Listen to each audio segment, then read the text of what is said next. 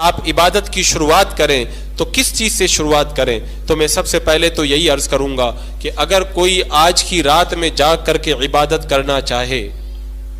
تو نفل عبادت کے بجائے اگر اس کے ذمہ کوئی فرض باقی ہے تو پہلے اپنے فرض کو ادا کرے، یعنی بالغ ہونے کے بعد میں اگر اس سے نماز قضا ہوئی ہے تو پہلے ان قضا نمازوں کو ادا کرے۔ ہاں اگر اس کے ذمے کوئی قضا نماز نہیں ہے تب پھر وہ نفل نماز کو ادا کرے اور نفل نماز کی برکتوں کو لوٹے، جیسا کہ فرمایا گیا کہ آج کی رات میں اگر کوئی قیام کرے گا اور عبادت کرے گا، نمازیں ادا کرے گا تو اللہ تبارک و تعالی اسے جہنم سے بری فرما دے گا۔ تو یہ اسی کے لیے ہے جس کے ذمے کوئی قضا نماز باقی نہ ہو۔ ہم میں بہت سارے لوگ ایسے ہیں جن کے ذمے قضا نمازیں باقی ہیں۔ اگر قضا نمازیں باقی ہیں تو آؤ سب سے پہلے ہم اللہ کی بارگاہ میں توبہ کرتے ہیں، اے اللہ جو ہماری نمازیں قضا ہوئی ہیں معاف فرما، اور ہم صدق دل سے عہد کرتے ہیں ان قضا نمازوں کو ادا کریں گے۔ آج کی رات میں آپ شروعات کر دیں قضا نمازوں کو ادا کرنے سے، اس کے بعد میں تھوڑی تھوڑی کر کے ادا کرتے رہیں۔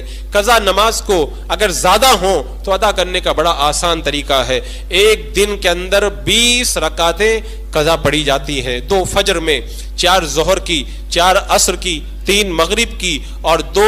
4 عشاء کی اور 3 وتر ملا کر کل 20 رکعت پڑھی جاتی ہے، اور ادا کرنے کی نیت بھی بڑی آسان ہے۔ سب سے پہلے نیت یوں کرے، نیت کی میں نے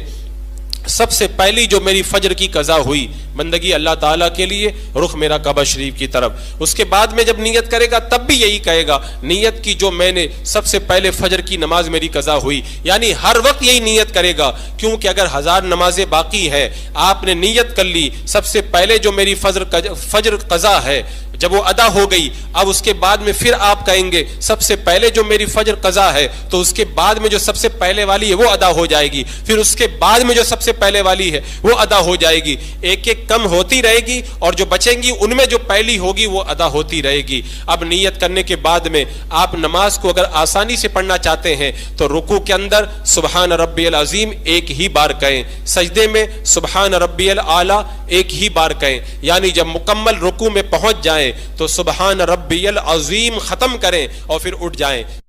سبحان ربی الاعلی مکمل ختم کر دیں پھر سجدے سے اٹھ جائیں، تو اس طرح کچھ وقت بچ جائے گا۔ اور پھر تیسری اور چوتھی رکعت پڑھیں گے تو سورہ فاتحہ نہ پڑھیں، سورہ نہ پڑھیں، بلکہ آپ صرف جو ہے 3 مرتبہ سبحان اللہ سبحان اللہ سبحان اللہ پڑھ لیں، یعنی 4 رکعت والی نماز میں